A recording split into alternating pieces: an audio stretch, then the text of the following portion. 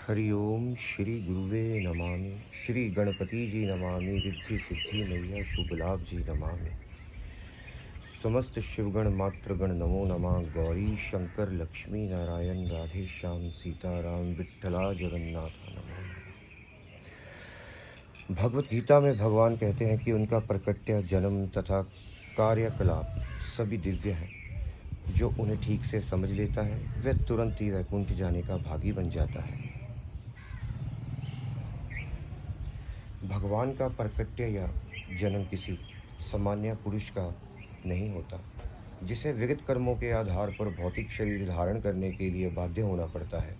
भगवान के प्रकट्य की व्याख्या द्वितीय अध्याय में की गई है कि वे स्वेच्छा से प्रकट होते हैं। जब भगवान के अवतार लेने का समय निकट आ जाता है तो नक्षत्रगण भी यदि शुभ हो जाते हैं, और ऐसा ही हुआ। रोहिणी नक्षत्र भी जो फलित ज्योतिष के अनुसार शुभ माना जाता है, प्रबल था। रोहिणी ब्रह्मा के प्रत्यक्ष संचालन के अंतर्गत माना जाता है। ज्योतिष के अनुसार नक्षत्रों की उपयुक्त स्थिति के अतिरिक्त विभिन्न ग्रहों की भिन्न भिन्न स्थितियों के कारण शुभ तथा अशुभ क्षण उपस्थित होते रहते हैं। कृष्ण के जन्म के समय सारे नवग्रह स्वयमेव इस तरह स्थित हो गए कि सब कुछ शुभ बन गया। उस समय पूर्व पश्चिम दक्षिण उत्तर सभी दिशाओं में शांति और संपन्नता का वातावरण था। आकाश में शुभ नक्षत्र दिख रहे थे और पृथ्वी पर सभी नगरों तथा ग्रामों या गोचरों में तथा जन जन के मन में सौभाग्य के लक्षण दृष्टिगोचर हो रहे थे। नदियां जल से पूर्ण होकर प्रवाहित हो रही थी और सरोवरों में सुंदर कमल खिले हुए थे। जंगल सुंदर पक्षियों एवं मोरों से पूर्ण थे। जंगल के सारे पक्षी मधुर वाणी में गाने लगे और मयूर मयूरियों के साथ नाचने लगे। वायु अपने साथ विविध पुष्पों की सुगंध लेकर मंद मंद बहने लगी, जिसका सुखद स्पर्श मन को मोहने लगा। जो ब्रह्मांड अग्नि में यज्ञ करने के अभ्यास से ग्रस्त थे, उन्हें आहुति के लिए अपने अपने घर अत्यंत सुहावने लगने लगे।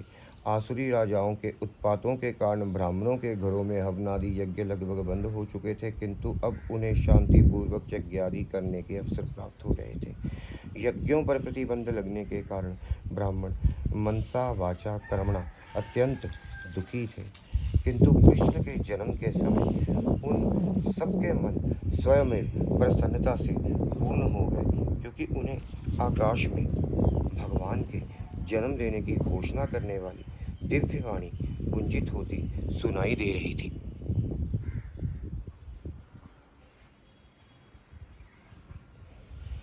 गंधर्व और किन्नर लोक के वासी गाने लगे तथा सिद्ध और चारण लोक के वासी भगवान की सेवा में प्रार्थनाएं करने लगे।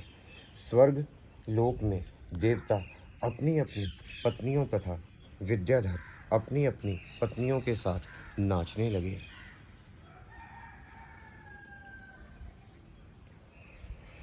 ऋषि मुनि तथा देवता प्रसन्न होकर फूल बरसाने लगे। समुद्र तट पर हल्की हल्की तरंगों की ध्वनि सुनाई दे रही थी और समुद्र के ऊपर आकाश में बादल थे जो मोह गर्जना कर रहे थे। जब ऐसा संयोग उपस्थित हो गया तो भटकटवासी भगवान विष्णु अंधेरी रात में भगवान के रूप में देवकी के समक्ष प्रकट हुए, जो एक देवी जैसी लगती थी। उस समय भगवान विष्णु के प्रकट्य की तुलना रात्रि के समय पूर्व दिशा में उदित होने वाले पूर्ण चंद्रमा से की जा सकती थी। यहाँ यह आपत्ति उठाई जा सकती है कि चूंकि भगवान कृष्ण अष्टमी के दिन उत्पन्न हुए, अतः उस दिन पूर्ण चंद्रमा उदय हो ही नहीं सकता। इसके उत्तर में यह कहा जा सकता है कि भगवान कृष्ण उस वंश में उत्पन्न हुए जो चंद्रमा की वंश परंपरा में था। अतः यद्यपि उस रात्रि को चंद्रमा अधूरा था, किंतु चंद्रमा के वंश में ही भगवान के जन्म लेने के कारण चंद्रमा अत्यधिक प्रसन्न था। अतः भगवान कृष्ण की कृपा से वह पूर्ण चंद्र के रूप में उदय हुआ। कमानिक्य नामक ज्योतिष ग्रंथ में भगवान कृष्ण के जन्म के समय नक्षत्रों का अत्यंत सुंदर वर्णन मिलता है। उससे पुष्टि होती है कि उस अशुभ क्षण में उत्पन्न वह शिशु परम ब्रह्म या परम सत्य था। वसुदेव ने उस आश्चर्यजनक बालक को देखा जिसके 4 हाथ थे, जिनमें वह शंख चक्र गदा तथा कमल पुष्प धारण किए था, जो श्री वत्स चिन्ह के सुशोभित था, जो कौस्तुभ मणि की माला पहने था, पीताम्बर धारण किए चमकीले श्याम बादल की तरह लग रहा था, जिसका मुकुट वैदुर्य मणि के अलंकृत था, जो पूरे शरीर में अमूल्य विजावट कुंडल तथा अन्य आभूषण धारण किए था, और जिसका सिर केश राशि से अलंकृत था। भगवान के आदित्य रूप के कारण वसुदेव आश्चर्यजनित हो गए। नवजात शिशु इस तरह कैसे आभूषित हो सकता है? अत वे समझ गए कि भगवान कृष्ण प्रकट हो गए हैं, और इस अवसर पर वे अभिभूत हो गए।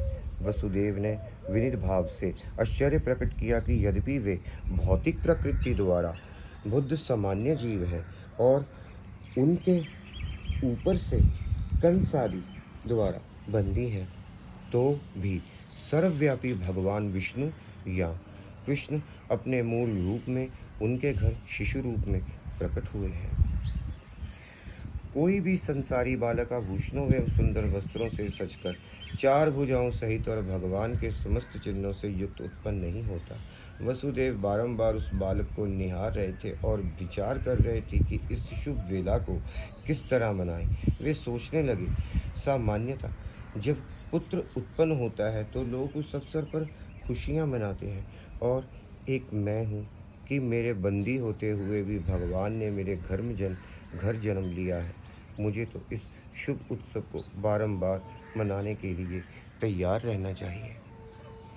जब वसुदेव ने, जिनका दूसरा नाम आनकदुंदुभि है, अपने नवजात शिशु को देखा तो वे इतने प्रसन्न हुए कि उनमें ब्राह्मणों को कई हजार गौएं दान देने की इच्छा प्रकट हुई। वेद की प्रणाली के अनुसार जब भी क्षत्रिय राजमहल में कोई शुभ उत्सव मनाया जाता है तो राजा प्रसन्नता के कारण अनेक वस्तुएं दान में देता है। ब्राह्मणों तथा ऋषियों को स्वर्णाभूषणों से मंडित गौएं दी जाती हैं। वसुदेव कृष्ण के आविर्भाव के उपलक्ष्य में एक दानोत्सव मनाना चाह रहे थे, किंतु कंस के बंदीगृह में बंद होने के कारण ऐसा करना दुष्कर था। अतः उन्होंने मन ही मन ब्राह्मणों को हजारों गौएं दान की। जब वसुदेव को विश्वास हो गया कि नवजात शिशु साक्षात्कार श्री भगवान हैं, श्री कृष्ण हैं, तो वे दोनों हाथ जोड़कर उनकी स्तुति करने लगे। उस समय वसुदेव दिव्य स्थिति में थे, जिससे कंस के उत्पन्न उनका सारा भय जाता रहा। जिस कमरे में नवजात शिशु उत्पन्न हुआ था वह उसके तेज से दीप्यमान था।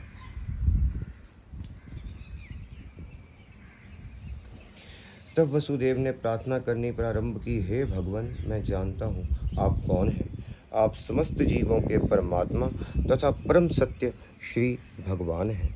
आप अपने ही शाश्वत रूप में प्रकट हुए हैं, जिनका हम प्रत्यक्ष अवलोकन कर रहे हैं।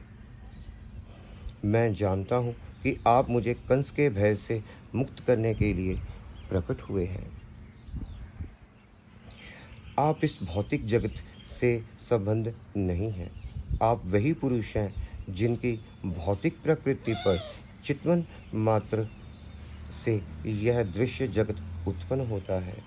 कोई यह तर्क कर सकता है कि अपनी चितवन मात्र से समस्त दृश्य जगत की उत्पत्ति करने वाला भगवान वसुदेव की पत्नी देवकी के गर्भ में नहीं आ सकता है।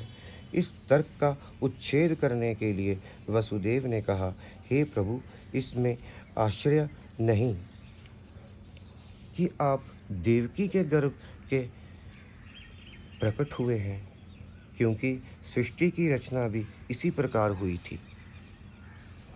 आप महाविष्णु के रूप में कार्नव में शयन कर रहे थे और आपकी श्वास प्रतिक्रिया से अनेक ब्रह्मांडों की उत्पत्ति हो गई थी। तब आप प्रत्येक ब्रह्मांड में गर्भोदकशायी विष्णु के रूप में प्रविष्ट हुए।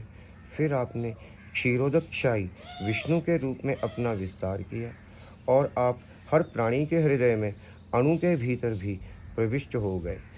अतः देवकी के गर्भ में आपका प्रवेश करना उसी प्रकार से समझा जा सकता है। आप प्रविष्ट हुए प्रतीत होते हैं, किंतु उसी के साथ साथ आप सर्वव्यापक हैं। हम इस भौतिक उदाहरणों के माध्यम से आपके प्रवेश तथा अप्रवेश को समझ सकते हैं। 16 तत्वों में विभाजित होने पर भी संपूर्ण भौतिक शक्ति कायम रहती है। यह भौतिक शरीर 5 स्थूल तत्वों पृथ्वी, जल, अग्नि, वायु तथा आकाश के संयोग मात्र हैं। जब भी कोई भौतिक शरीर बनता है तो ऐसा लगता है कि ये तत्व पुनः सृजित हो रहे हैं, किंतु वास्तविकता तो यह है कि सारे तत्व शरीर के बाहर हमेशा विद्यमान रहते हैं। इसी तरह यद्यपि आप देवकी के गर्भ में शिशु रूप में प्रकट हुए हैं, किंतु आप उसके बाहर भी विराजमान हैं। आप सदैव अपने धाम में रहते हैं, फिर भी आप करोड़ों रूपों में अपना विस्तार कर सकते हैं। प्रभु, मनुष्य को बहुत ही बुद्धि के साथ आपके अवतार को समझना चाहिए, क्योंकि आपसे भौतिक शक्ति भी उद्भूत है। आप भौतिक शक्ति के उसी प्रकार मूल स्तोत्र हैं जिस तरह प्रकाश का स्तोत्र सूर्य है। सूर्य प्रकाश सूर्यमंडल को आच्छादित नहीं कर सकता, ना आपसे अद्भुत होने के कारण भौतिक शक्ति आपको आच्छादित कर सकती है। आप भौतिक प्रकृति के तीनों गुणों में रहते प्रतीत होते हैं, किंतु वास्तव में ये तीनों गुण आपको आच्छादित नहीं कर सकते। प्रभु, इसे बड़े बड़े बुद्धिमान दार्शनिक जानते हैं।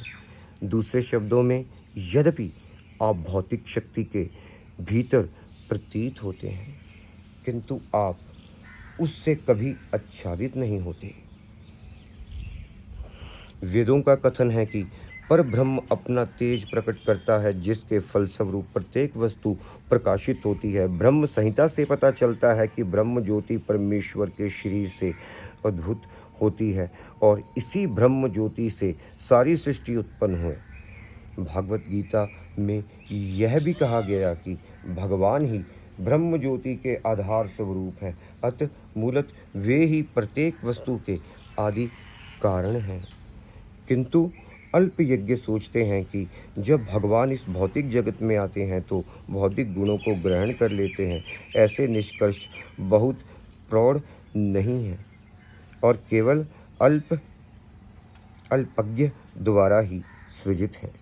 श्री भगवान प्रत्यक्ष तथा अप्रत्यक्ष रूप में सर्वत्र विद्यमान हैं। वे सृष्टि के भीतर भी हैं और बाहर भी हैं। वे केवल इसी सृष्टि में गर्भोदकशायी विष्णु के रूप में नहीं रहते, वे प्रत्येक परमाणु के भीतर भी हैं। परमाणु का अस्तित्व उनकी उपस्थिति के कारण ही है। परमाणु उस तत्व को कहते हैं जैसे एक रेत के कण के, जिसे देखा भी नहीं जा सकता, उसके करोड़ों और टुकड़े कर दिए जाए। इस प्रकार के परमाणु जो श्वास के माध्यम से भी भीतर चले जाते हैं, उनमें भी प्रभु है। उनसे कुछ भी विलग नहीं किया जा सकता। वैदिक सिद्धांत के अनुसार हमें परमात्मा अर्थात प्रत्येक वस्तु के मूल कारण की खोज करनी चाहिए, क्योंकि परमात्मा से पृथक कुछ भी नहीं है। अतः भौतिक सृष्टि उनकी शक्ति का ही रूपांतर है। जड़ पदार्थ तथा जीवित शक्ति आत्मा भी उन्हीं से उद्भूत है। जो मूर्ख होगा वह इस निष्कर्ष पर पहुंचेगा कि जब परमेश्वर प्रकट होते हैं तो वे पदार्थ की परिस्थितियों को स्वीकार करते हैं। यदि प्रत्यक्ष रूप से वे भौतिक शरीर धारण करने लगें भी तो भी वे भौतिक परिस्थितियों के अधीन नहीं रहते। अतः कृष्ण अवतरित हुए और उन्होंने भगवान के प्रकट तथा अप्रकट होने के समस्त दोषपूर्ण निष्कर्षों को ध्वस्त कर दिया है। हे स्वामी, आपका अवतार स्थिति तथा तिरोधान सारे भौतिक गुणों के प्रभाव से परे है। चूंकि आप प्रत्येक वस्तु के नियामक परब्रह्म हैं, अतः आप में कुछ भी अकल्पनीय या विरोध मूलक नहीं है। जैसा आपने कहा है कि प्रकृति आपकी अध्यक्षता में उसी तरह कार्य करती है जिस तरह कोई सरकारी अधिकारी मुख्य कार्यकारी के आदेशों पर काम करता है। अधीनस्थ कार्यकलापों का आप पर कोई प्रभाव नहीं पड़ता, क्योंकि आप पर ब्रह्म है तथा सारे नियम आप में अवस्थित हैं और प्रकृति के सारे कार्यकलाप आपके द्वारा ही संचालित होते हैं। अतः इनमें से कोई भी कार्यकलाप आप पर प्रभाव नहीं डाल सकता। हे कृष्ण, आप शुक्लम कहलाते हैं।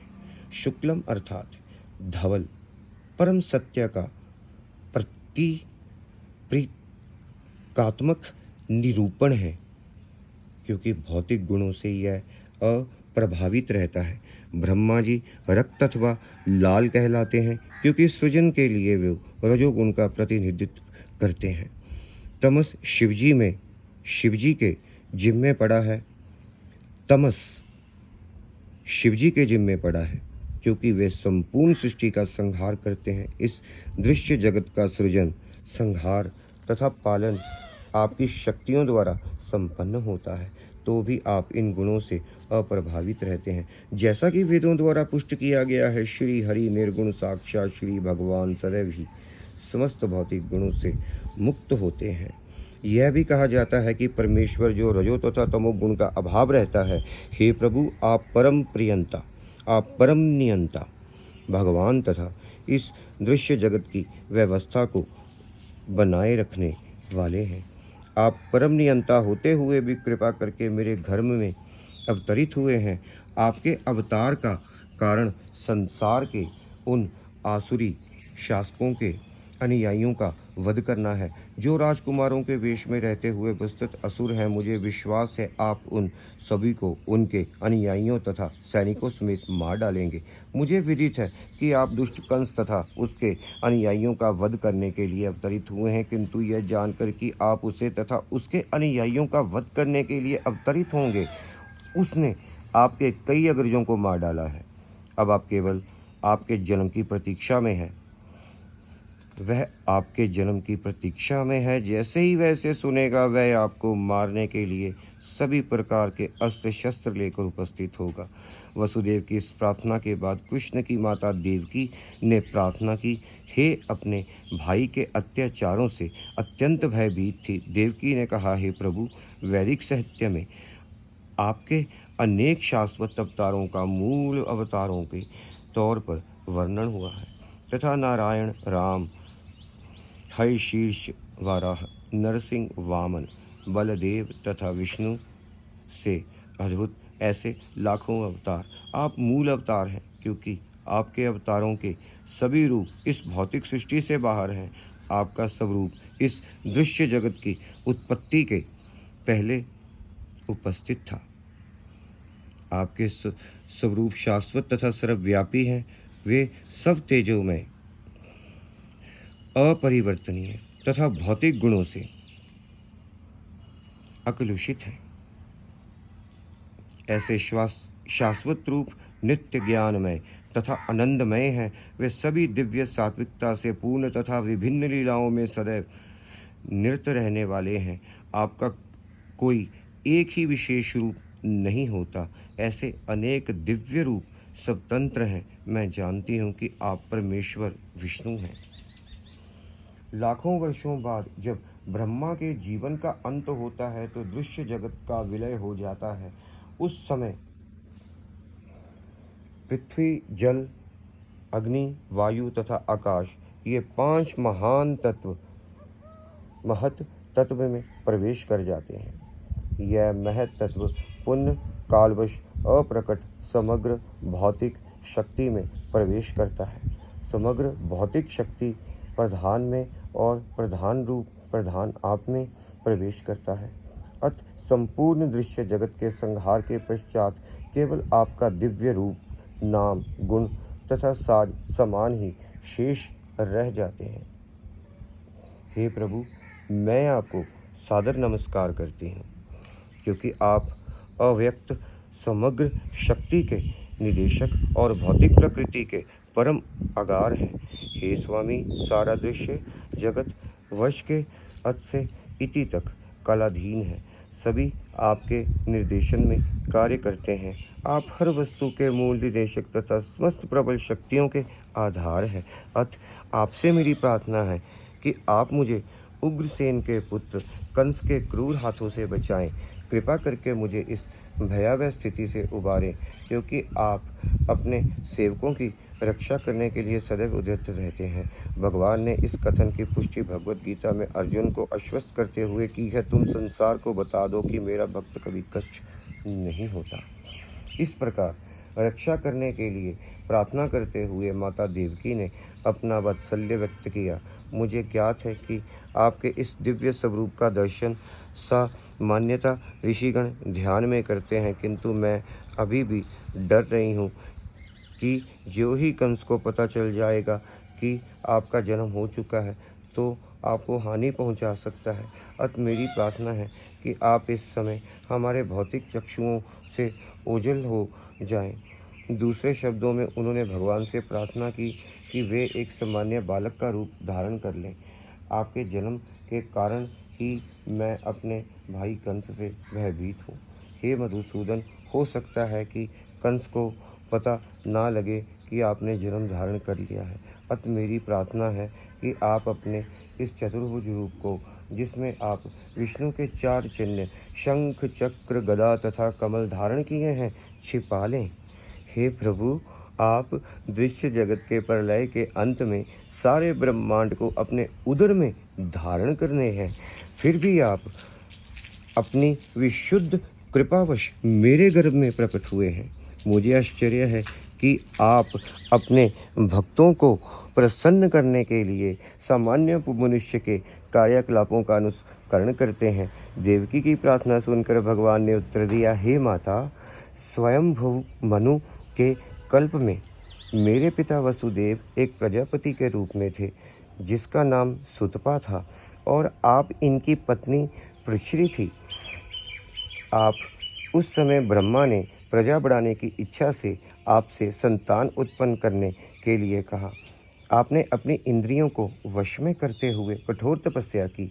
योग पद्धति में प्राणायाम का अभ्यास करते हुए आप पति पत्नी दोनों ने वर्षा, वायु, कड़कती धूप जैसे भौतिक नियमों के सारे प्रभावों को सहन किया। आपने समस्त धार्मिक नियमों का भी पालन किया।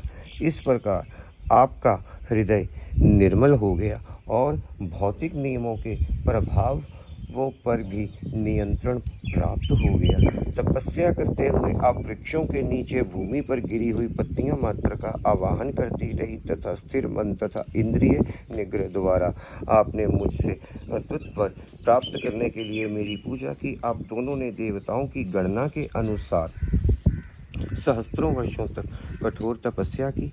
उस अवधि में आपका मन मुझ में ही लीन रहा। जब आप भक्ति कर रही थी, अपने मन में निरंतर मेरा ध्यान कर रही थी, तब मैं आपसे अत्यधिक प्रसन्न हुआ। हे निष्पाप माता, आपका अंतःकरण नित्य ही विशुद्ध है। उस समय भी आपके समक्ष इसी रूप में आपकी इच्छा पूर्ति के लिए प्रकट हुआ था और आपसे मनोवांछित वर मांगने के लिए कहा था। उस समय आपने चाहा था कि आपके पुत्र रूप में जन्म लूं। यद्यपि आपने मेरा साक्षात दर्शन किया था, तथापि आपने मेरी माया के प्रभाव के कारण व्यापक भवबंधन से पूर्ण मुक्ति ना मांगकर मुझे अपने पुत्र के रूप में मांगा था। हरे कृष्णा। श्री राधे, श्री राधे, श्री राधे।